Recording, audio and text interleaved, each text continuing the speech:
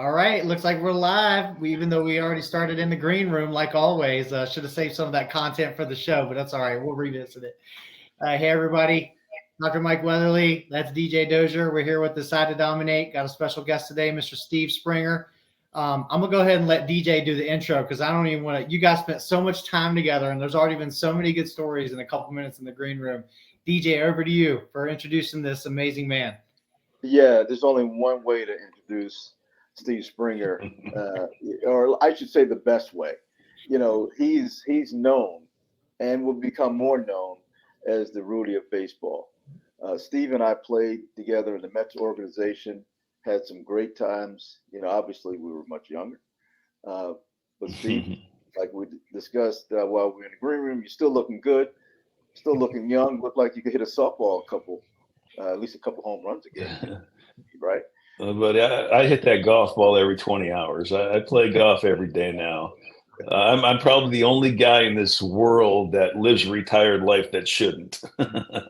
If you saw my bank account, you're like, really? You play golf every day, huh? But wait a But second. I work to live. I don't live to work, bro. Amen on that. So now one of the things that you have become known for beyond baseball is training young athletes as well as some of the guys in big leagues. Can you talk about that a little bit? Yeah, you know what? Everybody's got a story, man, and I love my story. I mean, I was told my whole life, you're too small, you'll never play college, you'll never play pro, you'll never play in the big leagues. And I did it all. Now all stars call me talk hitting. So I believe negative people suck. I was told my whole life, you're too small, you're only here because you're brother. And thank God I didn't listen to him. I ended up playing 14 years in professional baseball. I played 11 years in AAA. I got two hits in each league in the big leagues, which doesn't sound that great until I tell you what I was when I started. When I was 4'11", 90 pounds when I went into high school, and I made the team because my brother was a star of the team. I got three at bats. By the time I was a senior, I was 5'8", 140 pounds. So I grew 9 inches in high school. I went from tiny to small, and I'm thinking, no, I got nobody ahead of me. I can show them I can play. And I had a sophomore take my job. I didn't start my senior year. My brother, who was a stud, went to Oklahoma, played 6 years of pro ball. He goes to Golden West Junior College. And I'm thinking the coach knows I'm coming there. He didn't have to call me because he didn't.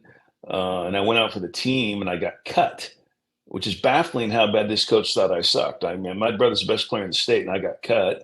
So I got a job at Disneyland working on the canoes, and about 3 days later, my brother came home with the uniform, and three guys quit. I was 19 years old, freshman in college. I got three at bats the whole year, and I played in the big leagues. So when I go speak, I speak all over the country on the mental side of hitting. I ended up making an audio called Quality at Bats, and I didn't even know what I had. I mean, 20 years ago, I became a sports agent after I was a scout for about 6 years, and I was trying to help my clients get a mental game. And I believe that we give ourselves too much credit to remember what we're taught. So I put together a little audio, and the car door was opening, ding, ding, ding. Fastball right down the middle of something else, and I let my brother listen to it, and he's like, "Bro, you clean this up. That's good stuff." So I went to a recording studio, and I made this audio talking about the mental side of playing, and I gave one to George Horton at Cal State Fullerton, Hall of Fame coach. I didn't even know he was going to listen to it. And he had his whole team listen to it 5 hours before they played Miami in Miami when Miami was number one team in the country and they swept them. And that's where I felt I had something, DJ. All I'm trying to do is I'm trying to help players compete with confidence when things aren't going well. Because when I get two hits, bro, I feel good. You do too, right? But how about when you're 1 for 20? How do you compete with confidence when things aren't going well? And I believe that if you change what you think success is, I nailed it 20 years ago when I called the batting average Satan. It's evil, but it's not going away. I hit three balls right on the screws right at somebody, and baseball says I suck. My batting average comes down. I think I failed, and now the wrong me starts playing. Because I believe in life. I believe in baseball. Everybody's got two people. I got a confident Steve Springer, pretty good player, and I got a non-confident Steve Springer, wasn't very good. Same with you. Right. So the question is, if I'm good with when I'm confident, the question is, how do I create confidence is the question. And for me, you better change what you think success is. You hit the ball hard, you win, you help your team win. And now all of a sudden the right guy's playing every single day. You play every day like it's opening day. right? You remember opening day every year, DJ? 100% confident, right? Yeah, and then what happens? Day number 2 shows up, and now we got stats. And I went 0 for 4, now I'm 0 for 2, and now in my mind I'm 0 for 6. And then I'm letting yesterday's bad day mindset play today. And that's where the trap of baseball is, where the trap of life is letting yesterday's bad day mindset play today. I'm a Christian. You're a Christian. I let yesterday's sins beat me up today, but yet he died from all. I mean, it makes no sense. But it's the same thing in baseball, man. If you could play every day like it's opening day, and you could play an I don't give a crap mode about me, it's not about me. It's about me helping my team. Those are 2 completely different players. Trust me, you got some freedom. And it's basically freedom from yourself. I was at a Christian retreat with my wife about 10, 12 years ago now, and I don't know anybody there. It's all Major League Baseball players, minor league baseball players, and their wives. And I'm in a 7-man group at 10 o'clock at night. And I introduced myself. I said, my name's Steve Springer. I'm the mental coach with the Blue Jays. I was doing that at the time. And I see this 20-year-old kid just smiling. And I said, you got my stuff, don't you, buddy? He's like, I can't believe you're here, man. He said, I've had it for 5 years. He said, I can't wait till I tell my brother-in-law you're here. He's going to flip. I said, who's your brother-in-law? He said, Ben Zobrist. Ben Zobrist, MVP of the Cubs World Series. I go, he's got it? He's like, oh, dude, wait till he finds out you're here. And I'm like, yeah, he owes me $20. He burnt my copy. I want to see him too. I'm kidding. Sort of, I'm kidding. And I meet him that night at midnight, and he gives me the biggest hug I've ever had. He said, bro, you changed my life. Because when he heard about that batting average thing, because that's all he was consumed about, not wanting the 5th at bat, he said, non-confident Ben, stop playing. He was 25 years old in AA, and 2 years later as a Major League All-Star, because he said, I don't care anymore. That's awesome. It's just amazing, man. You know, how many people have it? You know, Nolan Arenado, Paul Goldschmidt, they've called me their whole careers. And I've never asked them to get 3 hits. We need attainable goals. We need daily goals. I've spoken to a couple corporations on analogy baseball and sales. So right on, man. You know, you're talking about dominating the day in life. You're talking about it in sales and business. And if we just change what we think success is, not only in baseball, but in life, and have attainable goals, daily goals. I had a buddy, he owned a valve company. They sold valves to oil fields in Texas. I don't even know what it looked like. And he said, Spring, we're having a baseball theme. Will you come tell some stories? You got 50 people flying in all over the country. He said, no. I said, no, I want to give a presentation. He's like, all right, yeah, it's cool. So I go in there. My opening line to his 50 employees, I had a little PowerPoint presentations. I now had baseball and sale. And my opening line to them was, I give you permission not to get the sale. And the guy's like looking at me, what'd you say? I said, you can't control me saying yes, but I need to get great at giving your presentation, because you give the greatest presentation and that guy says no. You know what that's called in baseball? It's called a line out, bro. You did everything right. You think you failed. Now the wrong you start selling, because in sales you hear no, no, no, no, no. And at the end of the day, you're like, you don't want my idea, but change who you are. I said, that phone call at 4:55, when you want to go home, you answer it like it's opening day, bro. Because that guy at the end of the line has no idea you just got shut out 4 times. Anyways, they had their best September in 60 years by 30% by what his employees were thinking when they showed up to work, and using the opening day mindset. And these guys didn't even have to cold call. I'm like, isn't that like fishing in a bucket? Isn't it your job not to screw it up when they call you? I mean, there's 2 different types of sales. And I had one guy come up to me. He's like, bro, I almost didn't even come to this. He said, what do we have this baseball guy talk? And he was like, I'm so glad that I showed up, because that was pretty cool. So I like doing that too. Steve, you have to talk about, I mean, obviously you're an amazing mental coach at this point in your life, but how do you compare with who you are now, what you're doing, how you're changing baseball careers at all levels versus the guy you were back with the Mets and you know, through the minor leagues? What's the difference? What's the gap? Well, Billy Bean's quote on my website, right? Moneyball guy. He said, Spring, if you knew this at 18 instead of learning it at 30, people might know who you are. And I'm like, thanks, buddy. Everybody's like, is Bean that great a GM? I'm like, hey, bro, when you room with me for 2 years, you pick up something. I'm kidding, sort of. Well, I just think you know, I learned it when it's too late. I was a late bloomer mentally and physically. And I just, you know, God's given me the ability to speak. I mean, I can't spell psychology, but I teach it. You know, I know it starts with an S. That's it. That's one of my little go-to jokes. And half the room's like going, half the room's going, what's so funny, bro? I think they can't spell it either. But I just, you don't know who has my audio. It's one of my favorite lines that we give ourselves too much credit to remember what we taught. And you remember Tommy McCraw with the Mets, and he was like the roving mental hitting coach. And every time this guy was around, I was a stud.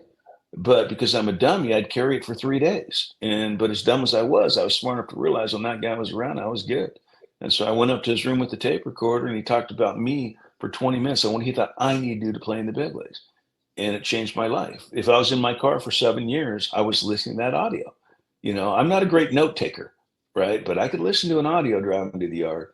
And so when I got the job with the Toronto Blue Jays as the mental coach, I would bring every single player into the room for 10, 15 minutes with their phone, and we would go press play, and I'd say, "What's going on, buddy? How you doing? Your career starts today when you say, I don't care what I hit." And I knew them, and so I would personalize it to them. And you know what? Some would listen to it every day, some probably didn't. But you know what? I believe the audio is just so underused with teaching. I promise you, if you make me good at something, DJ, we're getting something. Me and you talking about me. That'll help me. And I think that business people, they give a great meeting. I'll give you a perfect example. A guy named Brett Kimmets. He was the pitching coach at Wichita State, and we spoke at the same clinic. 200 coaches in Colorado, and this guy was just awesome. He nailed it, right? And I saw him, I was having a little glass of wine in the bar, and I see him, and I've never met him. So I go up to him, and within 5 minutes, we're like best friends because we knew all the same people. And I said, "Hey, buddy, you want me to be frank with you?" And he's like, "Yeah, what do you got?" And I said, "You just cheated 200 coaches." He's like, "What are you talking about? I just nailed that thing." I said, "I know you did. And now they got to remember it. If you would have had a little audio with that presentation that you'd walk out there with $4,000 because you sell them for $20 a piece, and there was 2,200 coaches there. And now they got to remember what you just said." Well, he didn't say a word. He goes to the bathroom, comes back in 5 minutes. He said, "Buddy, you got my head spinning right now." And 3 months later, I get an audio CD that he made, and now he sells it every time he speaks. I'm on it. I'm on that way of learning. And you asked me what was different now and then. I believe it's, what's our job as coaches, DJ? It's to shorten the span of whoever we're teaching on their ability to have success, or not to fail. Use my failures and my successes to help you shorten your span of learning. Absolutely. No, that's great. And I know, Mike, you're going to have a question or two. I got about 100, but go ahead. No, well, go ahead and take one. Go ahead. I want to, man, this is awesome. There's so much to unpack. Go ahead. Yeah. So Steve, you wrote a book called Springtime. Now, yeah. I'm curious, though, is that book about your life more than it is about baseball and how you're teaching baseball, the mental part of it? Well, the mental side's the last chapter. The book Springtime is my life story, and hopefully soon to be a movie.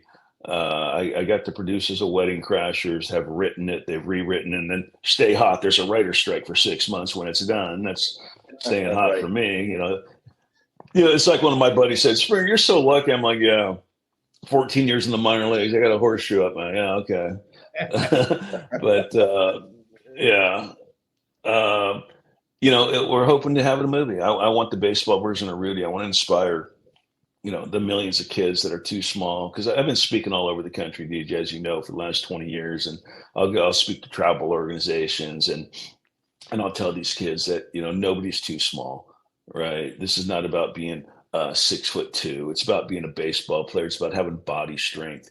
It's about having instincts. And most kids, 100% of the kids, when they get their man body, are going to be able to shrink 2 inches. It's not about being tall, right? It's like when I got cut at Golden West and I got a job on the canoes at Disneyland. Like, I didn't need to grow 4 inches. I needed to get stronger. And I got stronger paddling people around for 2 years. Fortunately, I grew 4 inches. But this is about body strength, and it's about size or instincts to play the game. It's about being able to play defense.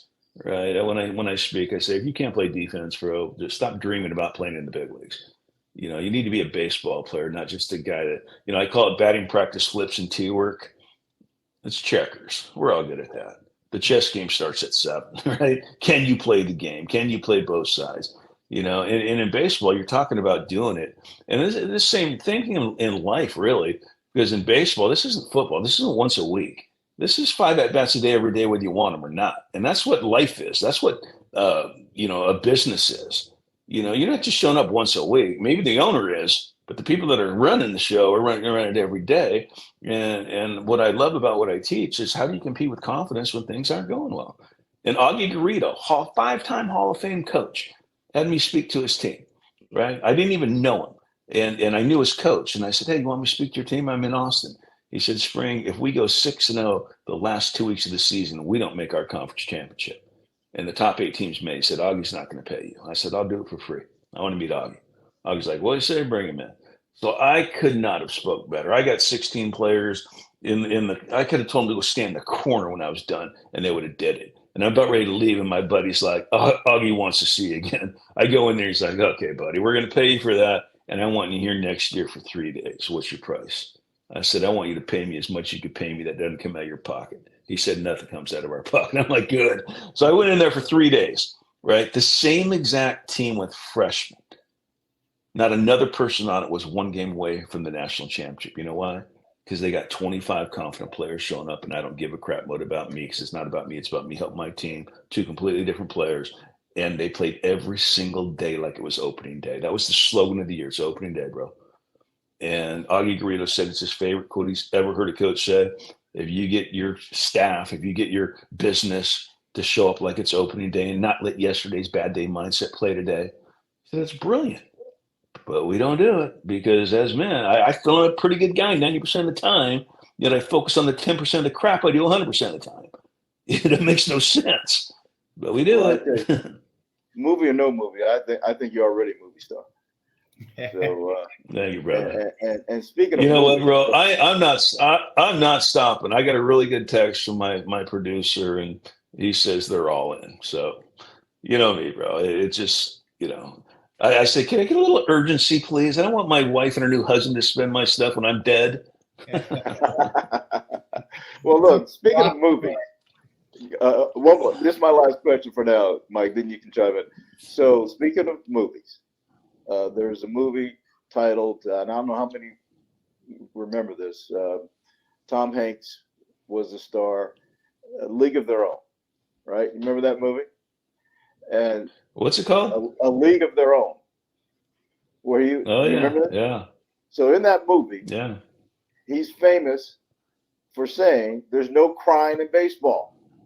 There's no crying in baseball. So one of your videos, my favorite actually, is "There's no pouting in baseball," or "no pouting." Can you talk about that? Like, I mean, because how do you deal with that kind of message in a generation that we're dealing with? No pouting. Well, in baseball, if I see somebody pout, I'm not saying you're soft, but it sure does look soft. You know, I don't care if you get mad. The question is, how long do you get mad for without being an idiot? And in baseball, for me, it's one hitter. Right? As soon as that one hitter's up, get back on the dugout, watch the pitcher, see what the guy's throwing, and get back into the game because you got a chance to be the hero in the ninth. And in baseball, heroes are made in the 7th, 8th, 9th inning. And even in businesses, this is the whole thing, DJ, about letting yesterday's bad day mindset play today, or your previous at bat, or your previous meeting. Right? That guy has no clue that you just got shut out. Well, in baseball, I mean, this is when you know you get what am I talking about in baseball? When you're 0 for 4 with 4 strikeouts, and you look at that lineup in the 9th inning, and you say, I need 2 guys to down so I can be the hero. Instead of, oh, crap, if 2 guys get on, I get a hit again, because you make it about you. But when you change what you think success is, and you make it about winning the game and winning, helping your team win, it just takes the pressure off. I talked to a golfer yesterday, right? And I believe I play golf every 20 hours, so I know how to play golf. You know, my body doesn't work the same every day, but this kid's 26 years old, and he's about ready to get his tour card, but mentally, he's a perfectionist. And I told him, I said, bro, perfection. I give you permission not to be perfect. right? There's one perfect. Jesus, that's it, right? I mean, how do you get labeled a great player when it's all said and done? You don't be perfect every day. You try to be good every day, and at the end of your career, oh, he's a great player. But when we think we have to be perfect, what happens? We're never going to be. So we're always beating ourselves up because we weren't perfect. And this is what I told him. I said, buddy, you got to get played holes. Every hole is opening day. You'd like to think every shot is opening day, but when you think like that, every shot you think you got to be perfect and it's going to be, yeah. But I told him I need you to play for a birdie on every hole until you have to make a par, until you have to make a bogey, and I need you to think big picture. I need you to put yourself in an oven, not a microwave, right? And this is what happens in baseball is we make it about right now. I get the emails from parents, that have a 12-year-old, that Vanderbilt's panicking if they have a bad weekend, and they're 12 with their little kid body, and this is what I tell them. I said, dude, let's put you in an oven, bro, not a microwave. It's not about right now. I don't care if you win the Burger King championship at 10. It's like I said, I mean, too many kids quit this game at 13 years old because of the pressure that's put on them by the one who loves them the most, us parents, and Johnny Testosterone coach yelling at my 10-year-old to win the Burger King championship. And all of a sudden the kid's playing with tension, anxiety, and pressure instead of calmness, toughness, focus, having some fun. And this is what happens in life. We're living life with tension, anxiety, and pressure instead of calmness, toughness, focus, having fun. And we're too many people think it's all about right now, and it's not about right now. This is about, if you're in baseball, if you're starting your business, it's like I told this kid. He was 26 years old. I said, if you could be on the Corn Fair tour when you're 30, 4 years from now, deal or no deal? He said, deal. I said, bro, that's good. That's a good answer. So now you got 4 years to do exactly what we're talking about. Getting great at your wedge game, getting great at chipping and putting. I told him every putt you hit, bro, is a straight putt. Get great at putting the ball straight and then read it right. And nobody's ever talked to him like this because he's failed so much. And then, oh, dude, and then we go into here we go again mode when things aren't going well. And now for sure we're about yesterday's bad day mindset play today. When I hear that, here we go again. Oh, come on, bro. No. Yeah, I mean, you kind of answered one of the questions I had in my mind is just, you look at, I mean, I have a 12-year-old son that plays baseball, and I'm obviously involved with youth sports a lot. It's like there's so much pressure on these kids at even a young age with like, what's my average on Game Changer? And, if you don't have a social media, video ready to give to a college coach, or if you didn't start travel ball like 8, it was too late. I mean, we didn't grow up like that. There was none of that. And I feel like that for love of the game has been lost a little bit. And that's one of the messages I try to get across to our youth, and no matter the sport. But my daughter plays soccer, my son plays baseball. I'm like, did you have fun today? And like you said, you might draw the 0 for 4, but did you make a diving catch at the end of the game? I remember my first ever, college, introduction to baseball was we were down in Georgia in a tournament, and I got put in the 9th inning, and I made a diving, didn't get a single at bat in the game, but made a diving catch to end the game. And it was like, wow, hero of the game. Like, swear I had my eyes closed when the ball hit my glove. And then I got to start the next game, like 3 for 4, and started every game of my college career. It's like, and it's just that love for the game. There's so much pressure on kids, and then that carries all the way up to the big leagues with all the the analytics and we were talking to Eric Burns a couple of weeks ago about this. It's like, man, sometimes you just got to forget all this stuff and just play baseball, Absolutely. Well, here's what you need to do, Mike. You need to train your parents because Right. the kids are only going to do it. Right. Kids are only going to do what we teach them. Exactly. Right. When Rich Amaral and I, who spent 9 years in the big leagues, our kids were best friends, our kids are the same age, we would put a little Q sticker on the back of their helmet if they had a quality at bat. And guess what? There was no more crying. It wasn't about getting a hit anymore. It was about getting that sticker, right? Because they're 12, they're 10, and 11. And we had the biggest spaz in the league on our team. And if he fouled the ball off, we made him feel like he was Mike Trout. I'm like, that a boy, Neil, get your helmet over here, buddy. Boom. And he fouled it off. And Right. You should have seen how happy he was. And his parents loved us because nobody ever built their son up in sports. You couldn't. He was a spaz, but we did. And this is the whole thing. If parents, and by the way, you need me to speak at your program, so I'll be expecting that soon. Yeah. I already that's what I thought do about for a that. living. I already thought about that. Flying you out. Yeah, I'm coming back there.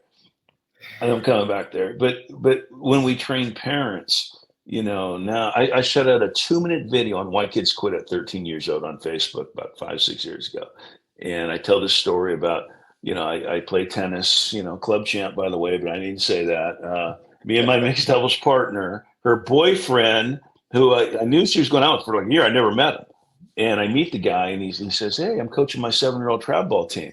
I said, "Nice." I said, "So you're coaching the biggest self-esteem destroying sport in the world, right?" He's like, "What?" I go, "Yeah, your 7-year-old makes an error, he wants to cry. The other team's cheering, doesn't like that, right?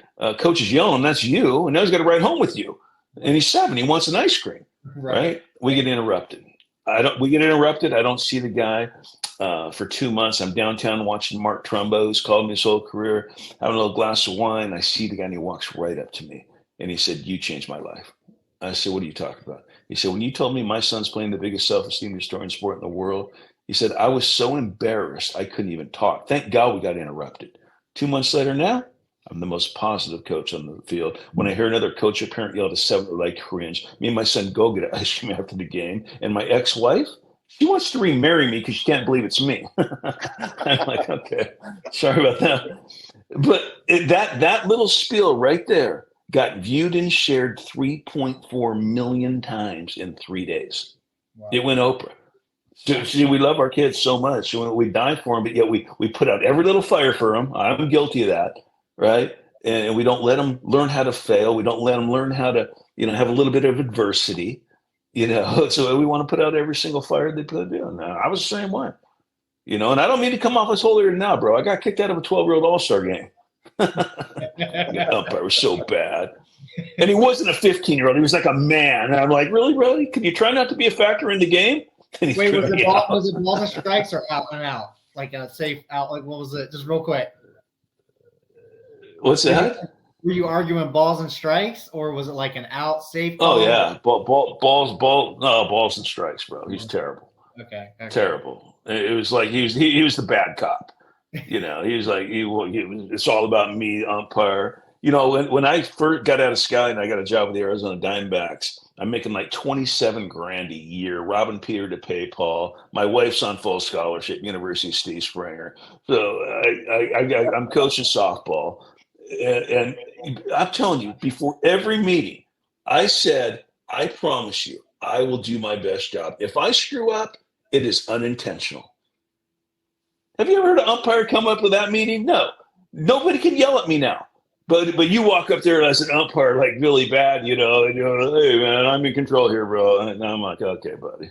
Man, no, that's a whole nother topic. Umpire. So talk about how, man, there's so many. I wish we had more time, and I definitely want to get into some Tide stories with you guys at the end. So, talk about how, as business owners and entrepreneurs, and just in general in the business world, how you can take some of these applications in the sense of, because I'll just give you an example. Like, I felt for the last year or so, I don't know, I've been out of it a little bit, but lately I found myself like super in the zone, like just in all things and all walks. Like every day is that like opening day, like you talked about. And I kind of, and I know over the years, it's like I come and go and I get in and out of it, but it's like, how do we as like business owners, like what are some strategies or some ideas you have for how you can take that mental game, take it from the baseball field, translate it into the business world to like make sure you're like ready to go and always in the zone? Well, it almost sounds too simple, but I learned a long time ago, when I try to help people, I make money. When I try to make money, I don't make money. So we need to help people, and we need to treat our employees right. Right. I have an assistant that could steal my identity. Like he's the best. And if I ever lost him, I would be in trouble. And I treat him well. You got to treat your employees well. You got to have a good environment. I believe that, in baseball, I believe that the coach creates the culture, but the team creates the chemistry. So if we have a good culture in our business and people want to be there and they're not always looking for their next job, you got something going pretty good. It's when somebody wants to come and get one of your guys and he says, "No, I'm good." That's when you got something going good. And it's just so simple. I mean, I think we try to make things too complicated. Like my stuff is so simple. It's amazing. It's like I was fortunate that when I made my audio, like if you listen to my audio, I'm talking straight to you because you're listening to it. And I do believe in like I said, I mean, make your teammates better. When you make it a team atmosphere instead of a me I atmosphere, I think that you're going to have pretty good business. Like this guy that had the valve company. I mean, this guy prays in front of 50 people, thanking God. I'm like, okay, no wonder why you guys got a good business, right? God's involved, and it was just awesome. It was just such. I've spoke to flooring companies. I spoke to 25 State Farm insurance agents using analogy baseball in sales. And you know what? People are people, man. But people beat themselves up too much. Mhm. And I know men do. I mean, like I said, I feel I'm a pretty good guy 90% of the time, but you focus on 10% of the crap you do 100% of the time. And instead of saying, you know what? No, I'm not going there. I got a new day. It's like in baseball. I got a new game, new pitcher, new hero every single day that you play. And the only time I went yesterday to play today in baseball is when you get 2 hits, right? Because that's when I feel good. I can talk quality about sun blue in the face, bro. I get a swing and bunt for a hit. I feel good, right? Bring that guy into the next day. But when you're 0 for 4, you're 1 for 20, and in baseball, if you don't go 1 for 20 10 times, you can play long enough. That's a 4 or 5 game series in pro baseball, Mhm. but when you change what you think success is, it just gives you some freedom to get out of your own way. And too many, if you like your abilities and your abilities aren't showing up in anything, it's not your abilities problem. It's what you're thinking. And it's let's choose to think in the positive way instead of the negative. Yeah, I always say the secret to getting what you want is helping everybody else get what they want. It's like putting that team first, family first. I always find like if I'm having a rough day or a rough week or whatever, it's like go make a difference in somebody else's life. It's amazing like what that can do for you and just like creates positivity. I always say my kids have always asked me for like the last few years, and people in general is like, Christmas is coming out, the holidays. It's like, what do you like best about Christmas? I'm like, I like giving the gifts because I like surprising my wife. I like just giving gifts because I like seeing the joy in people's faces. Like if you treat every day like that, it's amazing what life can give you, and not just baseball, but it's like that bunt, hit the ball the other way, like moving a guy over. Like baseball is such a team sport. I mean, it's amazing. You don't have to get a hit every time. That's what I'm always trying to stress to the kids. And it's funny, like you mentioned, how like baseball and sports in general and life, there's so many similarities. Well, I know when I get into a funk, this guy right here is the guy I call DJ. Because I'm lucky to have he's him by got my side such, every day. I've always got him in my corner, so I got yeah. the advantage. Yeah, it was my funnest year I ever played in 1992, and being his teammate and learning from him and his wisdom, and it's like that one analogy they say, look at the top 5 people that you hang out with, and that's pretty much who you're going to be. Yep. And it's you surround yourself with good people, and there's a lot of good books out there and a lot of good stuff about the energy bus and stuff like that, to where you better get rid of the negative people so it doesn't infect the other people. But then again, I mean, how many, I don't really mind hanging out with somebody negative if I could help them, and maybe change. People said, in baseball, you think you could teach toughness. I think you can. If the guy's never even learned how to do it, Mm. yeah, you can. I mean, if you do have to give him a couple pointers, say, hey, buddy, let's go.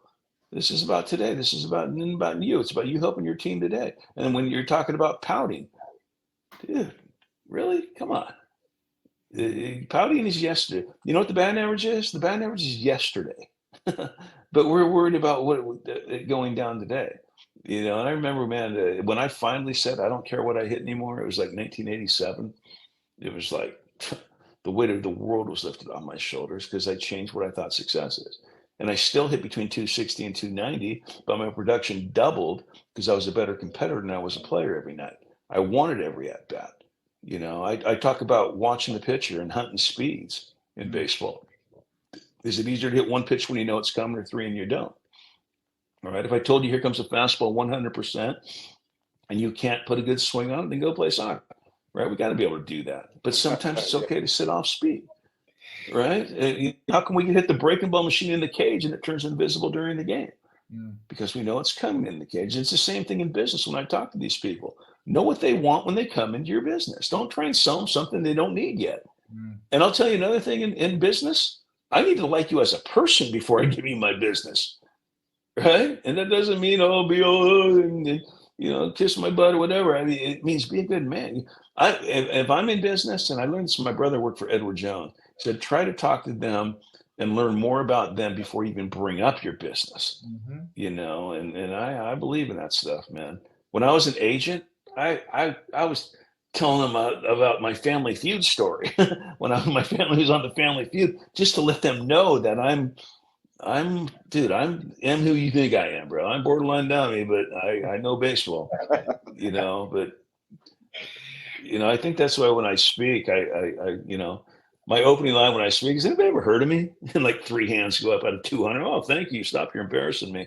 Let them know that I'm not holier than thou. It's that holier than thou guy that, you can have him, bro. I don't want to work for that guy. I want to work for somebody that, it's like I heard Ken Revisa say one time. He said, players need to know that you care before they care what you know. That's the same thing in business. Your employees need to know that you care before they care, what you know. And I felt like they told the players to go stand in the corner with the Blue Jays, and they do it because they knew every word out of my mouth was trying to help them be a big leaguer and a good person. Right. I want to hang out with good people, bro. If you're an idiot, I have a mentoring program, and I charge a little bit of money. And sometimes I'll meet the parents, so I'm like, you know what? I don't think he's ready yet because I don't want to talk to you every day. So, well, both of y'all, real quick, tell a couple favorite stories about being together. Obviously, you're both local. We're in the Tidewater, Hampton Roads area. You're both Tides legends. You're in the Hall of Fame there on the wall. Just either one of y'all kind of back and forth on a couple Tide stories, real quick. Steve, you got the mic. Go ahead. Well, I mean, like I said, playing with DJ was awesome because you knew what you're going to get. You talk about a great competitor, and this is about being a better competitor than you are a player. If your compete level ever goes below your ability, you're underachieving. There's no such thing as an overachiever in the big leagues. I wasn't an overachiever. I got 2 hits in each league. I was not an overachiever, bro. I was a really, really good player. But do you know how many underachievers there are in this game? How many first-round picks can't get out of A ball because they let their mind get in the way of their ability? There's hundreds of them, right? And one of my favorite Tide stories, and this is really my career. I was Clint Hurdle was our manager in '92 and '93. I finally got my first call up in '92, and then I re-signed with them. Well, there's one story. In '92, I get called up. Ron Washington, the new coach for the Angels, and Clint Hurdle, they're the manager and hitting coach. And Wash was as happy as me that I got called up because he knew what I'd been through, and Wash is just a great person. So I go in there and I'm like, how long am I going for? He's like, you're going. It's like 10 days till September. And so I ate like 2 pinch hits, and I finally get a start in San Francisco, and I go 2 for 3 with a double, right? And so I'm digging myself, and I'm walking back to the clubhouse. Before I put my hat in my locker, they call me in and say, Spring, we got to send you down. Oh. I just went 2 for 3 with a double, right? And he says, yeah, we need a pitcher. We're probably going to call you up in 5 days. I'm like, okay. I hit like 290 with 16 bombs, 70 ribbies, MVP of the team. And I go, and then 2 days later, they trade David Cone to Toronto for Ryan Thompson and some stiff named Jeff Kent, Hall of Famer, right? And he stole my parking spot. So I re-signed with the Mets. I go to big league spring training with them, and Clint's still the manager. And we're in like May. I'm like, when am I going to get one of those? You got to be kidding me call-ups. He's like, what are you talking about now? I said, everybody looks at the paper. You got to be kidding me. I'm better than Springer. And 2 days later, he calls me in his office. He goes, you got to be kidding me. I said, I'm going up. He said, yeah, you're going to Montreal.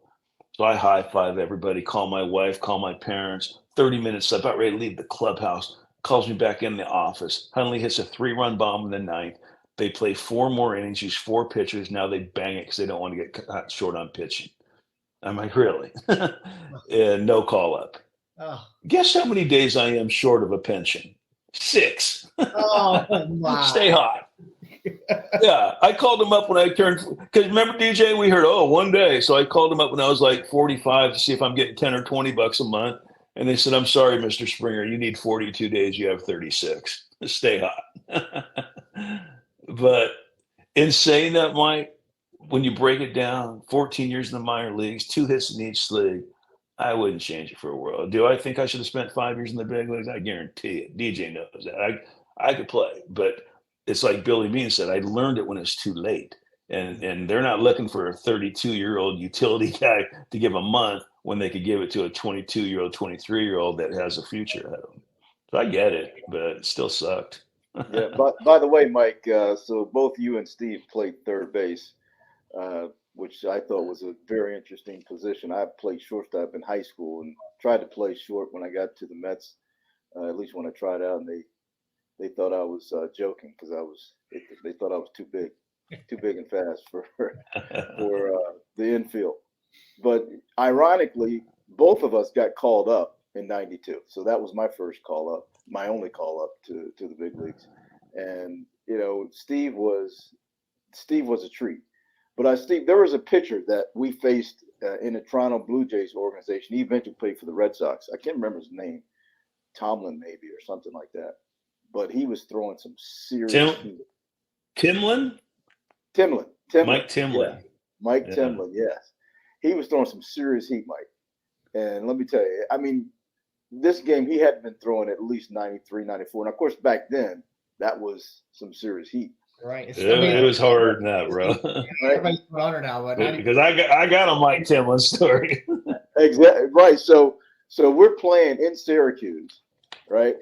And Timlin's throwing, I don't know how much heat it is, but he's throwing it so hard, I couldn't even react. And I'm thinking, holy crap, I've never faced it. And then Spring gets up two batters later and jacks the guy out to, it didn't hit it over, but it's a triple. No. I hit it over, bro. It was over the scoreboard. Yeah, I went Instatrot on him, buddy. Jordan with a triple. I went Instatrot. Dude, I'm telling you right now, let me finish this story for you. Because I know it like it was yesterday, because I agree with you. He was throwing like 95 with this much sink, and Marty Petey was the catcher the night before, and he throws me that pitch. I'm like, really? And he's like, oh, this guy's filthy Spring. Because I played with Marty in winter ball. And then he throws me a slider. I chase it. And then he throws me another slider, and I doink one over the first baseman's head for a double. The next night I come up, 0-2 again. But because of the night before, I said, this guy's coming up and in. And he threw me a chest-high fastball right here. And I freaking hit it over the scoreboard in Syracuse. I promise you, I was embarrassed. I was embarrassed I hit it so far. But you do remember that, sort of. But it was a bomb. It was Instatrot. As soon as I hit it, I was trotting. That's Instatrot. Right. Yeah. By the way, a few days later, you know what DJ could do? You know what DJ could do with anybody? And there's 3 guys that could do it with anybody. They could tear up a second baseman on a ground ball with the best of them. Because he was fast. Don't let this little nice guy fool you. He was mean on the base pad. Good intel right here. Yeah, he was mean, and he could tear up a double play with the best of them. Him, Billy Bean, and Steve Phillips, the guy on the MLB, were the 3 guys. That because they were fast and they were strong and they got to you quick. DJ coming in like a running back, was that football mentality, taking the dude out. Yes. And you don't see that anymore. Slide into the bag. I got a picture of me up in the air like this far, and the guy never touched me, and I just fell on him when I was playing second. Well, that was a great team. We had some great moments up in the big leagues. Mike, both of us didn't spend a lot of time in New York or with the team, but the fact that it's just ironic that we were both called up in '92 and had the experience. How many days did you get, DJ? So I have I have more than you, and I did qualify. Did you get to 42? You did or did? I'm beyond 42. That's good. Good for you. Good for you. Give me half. We talked to some of the NFL guys about that too. I remember when we were in Minnesota at Legends Weekend last year, they were talking about that with like the time and how that's even looked at and things like that. It's amazing, you know. Well, especially at the AAA level. Like I Right. played against Jeter. I played against helping them get their pension, and yeah, that's the.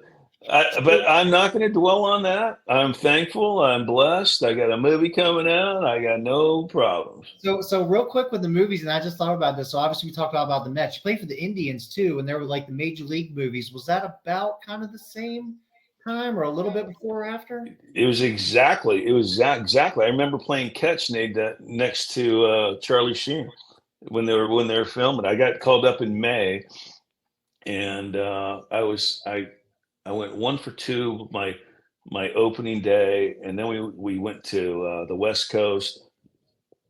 I was 2 for 8. We come back.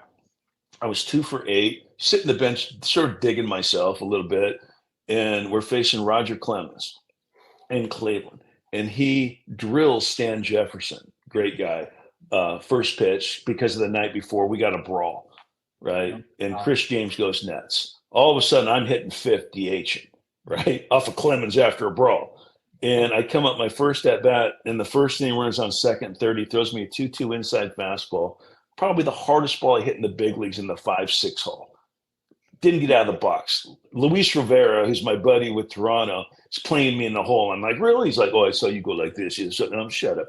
And so I'd line out. I'm this far away from 2 ribbies after a brawl. Oh. Clemens did not throw me another fastball for a strike and punch me out 3 times. And then about 2 days later, I'm in the clubhouse and I see Jeff Mento, and I'm like, oh, sweet, bro, they called you up. They forgot to tell me I was going down. Oh, man. Oh, man. But that was my first call up. But when you talk about it, Mike, I mean, I'm almost like the baseball version of Rudy on steroids. I mean, I was told my whole life, you'll never play in college, you'll never play minor leagues, you'll never play pro. And then once I finally got there, it took 9 years to get to the big leagues after that. Wow. Like you can't script that, bro. Yeah. I mean, if this, and I trust the guys that are making this movie. I've seen the script. If it goes, I mean, it could be one of the better ones if to change, hopefully I could be just be ready to help kids. Yeah, your fortitude, negative people suck. Your fortitude, your determination. I mean, your story. I can see why you're asked to speak so much. You're an amazing speaker, and talk about decide to dominate. Like you've got that mentality, and what you're doing for the youth is just fantastic. So we appreciate. Well, and it's really thank you, and it's really for the parents. Like the parent, I don't care what you do for a living, bro. You're your kid's number one coach. Yep. Right. If I need a plumber, I ain't calling Nolan Arenado. I'm calling a plumber. Well, my kid wants to be a baseball player. I'm getting my stuff. QualityAtBats.com and get the audios in my book Springtime, and it'll help. My stuff's money back guarantee. If somebody says when I go speak, if a parent says that was just okay, give them their money back. If I don't change the way you think. Yeah, you hit me up. That was going to be my next question. If they wanted to find you online, where could they get you? But we just found out Quality at Bats. Yeah, well, everything's. I'm really big on Twitter. Quality at Bats, Steve Springer, Quality at Bats, Instagram and Facebook. Everything's Quality at Bats. My assistant runs that pretty much, but he's the best. And DM me, to speak to your program or organization or company. I believe when the movie comes out, like Billy Bean's, he's speaking 30 times a year, to big corporations. Well, and he's really good. I'm very thankful to Billy. When you do get this movie deal, we can say you heard about it on Decide to Dominate with DJ. Yeah, no, exactly. You guys are in the movie, man. I need 50 scouts, 50 of my buddies. You guys are in the movie. You're a scout.